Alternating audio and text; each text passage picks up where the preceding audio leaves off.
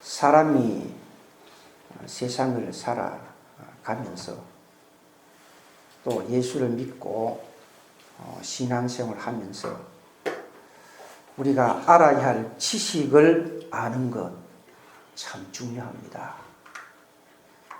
그런데 그건 못지않게 중요한 것이 뭐냐? 지혜로운 자입니다. 이 세상을 살아가는 데 있어서 지혜가 참 중요합니다. 근데 오늘 읽은 이 본문 말씀 가운데 보면 다윗이 가장 가치 있는 삶은 바로 지혜롭게 사는 삶이다. 그것을 말씀을 하면서 오늘 이 36편은 다윗의 지혜의 시다. 다윗의 지혜의 시다. 그렇게 이야기를 합니다.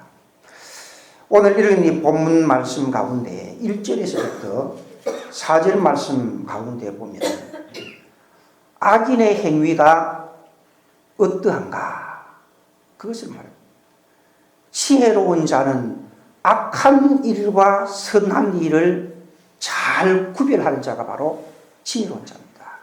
세상을 살아가면서 이것은 선한 일이냐, 이것은 악한 일이냐, 이것을 잘 구별해서 선한 일은 하려고 하고 악한 일은 할 수만 있으면 안 하려고 하는, 피하려고 하는 그런 삶이 바로 지혜로운 삶인데 1절에서부터 4절 말씀 가운데 보면 악한 행위가 어떤 행위냐 그것을 말해줍니다.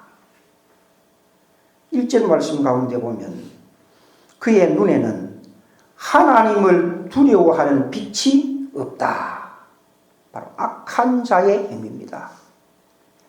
다른 말로 말하면 악한 자는 하나님을 무시하고 하나님을 인정하지 아니하고 하나님을 없인 여기고 하나님을 믿지 않는 그런 자가 바로 악한 자라. 뿐만 아니라 2절 말씀 가운데도 보면 그가 스스로 자랑하기를 자기의 죄악은 드러나지 아니하고 미워함을 받지도 아니하리라. 죄를 짓고도 지혜롭지 못한 자는 영원히 그 죄가 감추어질 줄로 압니다. 그러나 지혜로운 자는 악을 행하면 언젠가는 이 악이 드러날 터인데, 죄를 짓고 나면 언젠가는 이 죄가 드러날 터인데 그때는 내가 어떻게 하지? 창피를 당할 터인데 악을 행하지 말아야지.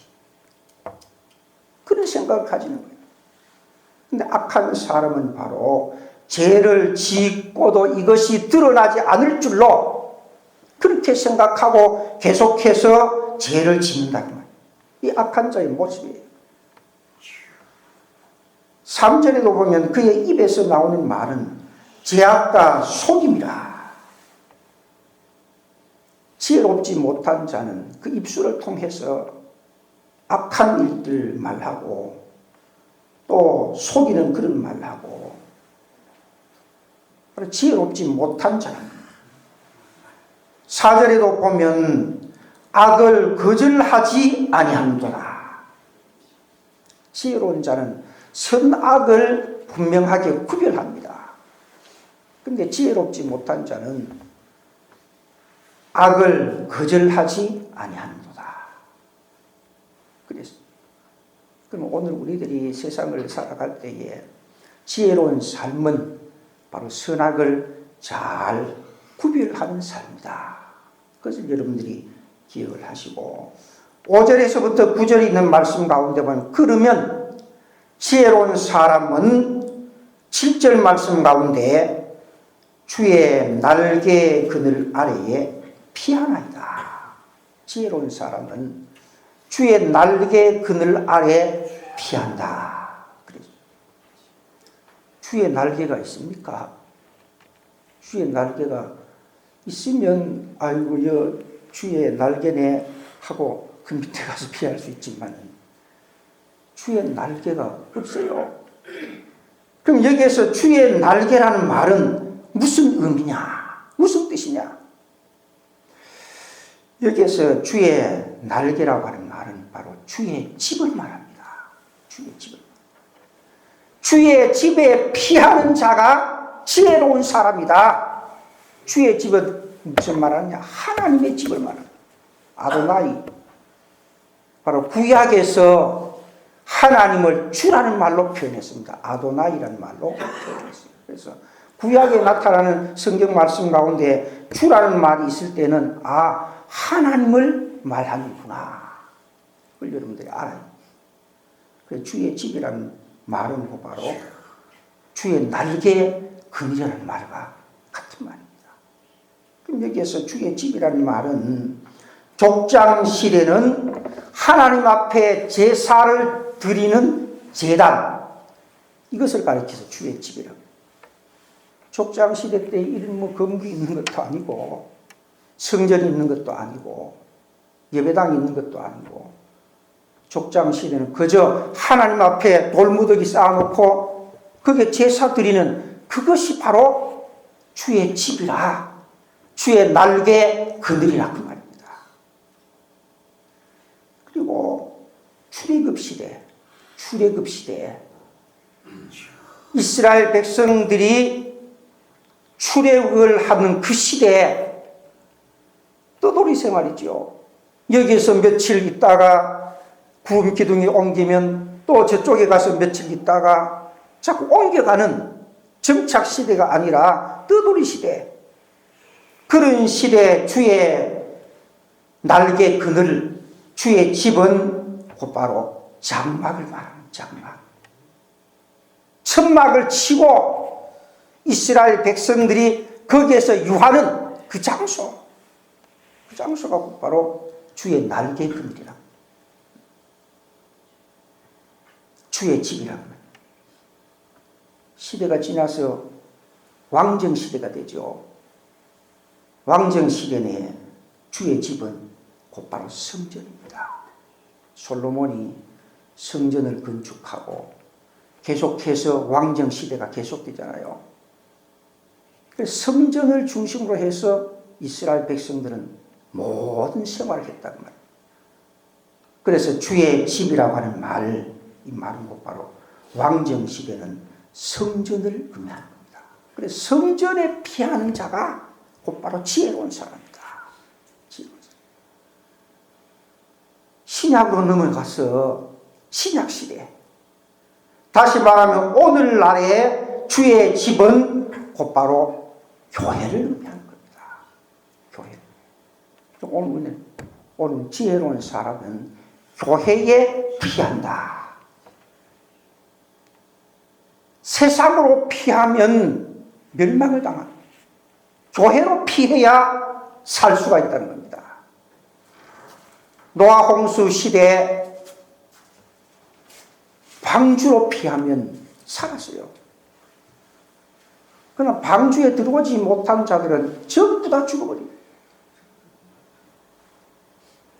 앞으로 하나님의 무서운 진노의 심판에서 살아남을 수 있는 자는 교회에 피하는 자, 교회에 피하는 자. 그것이 바로 주의 날개 그늘 아래 피하는 자들입니다. 그렇다면 주의 집에 피하는 자. 8절 말씀 가운데 보면 그들이 주의 집에 있는 살찐 것으로 풍족할 것이라. 주의 집에 피해서 하나님의 교회에 나와서 바로 살찐 것으로 풍족할 것이라. 여기에서 살찐 것으로 풍족하다는 말은 하나님께서 주시는 은혜로 풍족하다는 말이에요. 하나님의 교회에 나오면 하나님께서 주시는 은혜로 풍족하다는 말이에요. 이것은 바로 성령 충만을 의미하는 것입니다. 그리고 그 다음에 주의 복락의 강물을 마시게 하십니다. 복락의 강물, 뭘 말하냐? 바로 성령을 말하는 성령. 그래서 주의 집에 나오면, 하나님의 교회에 나오면 은혜로 충만하고 성령으로 충만해서, 그 다음 9절, 주의 빛 안에서 우리가 빛을 보이다. 빛 가운데 살아간다. 빛은 소망을 말합니다. 빛은 소망. 캄캄한 바다에 등대가 저 멀리서 반짝반짝거리면 아, 저기가 항구로구나. 저기 가서 쉬어야 되겠다. 그래서 항해를 하던 사람들이 희망을 가지고 등대를 향해서 가는 거죠. 바로 여기에서 주의 빛 안에서 우리가 빛을 보이다. 하나님의 집에 나와서, 성전에 나와서, 교회에 나와서 성령으로 충만하고 은혜로 충만하면 소망 가운데 살아간다. 빛 가운데 살아간다. 그 소망, 그 빛은 바로 하늘의 빛이다. 천국을 의미하는 겁니다. 그래서 오늘 우리들 세상살이가 힘들고 어렵고 참 고달프다고 할지라도 지혜로운 사람, 이것이 살 길이다. 이것이 살 길이다. 그렇게 믿고 하나님 전에 나와서, 교회에 나와서 성령으로 충만하고 은혜로 충만해서 하늘의 소망을 가지고 살아가는 자들이 곧바로 지혜로운 사람이다. 이것을 말합니다. 그렇다면 오늘 거룩한 주일날 새벽에 여러분들이 하나님 앞에 기도할 때 하나님의 택한 백성들, 하나님의 택한 백성들은 곧바로 지혜로운 사람입니다. 하나님 앞에 나오는 자들, 예수 믿는 자들, 구원받은 자들은 모두가 다 지혜로운 자들입니다. 선악을 잘 구별할 줄 아는 자는 왜? 하나님의 말씀을 통해서 선과 악이 무엇인가를 알 수 있기 때문에. 하나님이 택한 백성들, 오늘 거룩한 주일날 다 주의 전에 나와서, 주의 집에 나와서, 주의 날개 그늘 아래 나와서 은혜로 충만하고 성령으로 충만해서 하늘의 소망을 바라보고 빛 가운데 살아갈 수 있는 모든 성도들, 또 거룩한 주일이 되게 해 주시옵소서. 하나님 앞에 모든 성도들이 나와서 은혜가 충만하고 성령이 충만해서 하늘의 소망을 바라보고 빛 가운데 살아갈 수 있는 거룩한 주일 모든 성도들이 다 되게 달라고 매달려 기도하고 돌아가는 여러분들이 되시기를 바랍니다.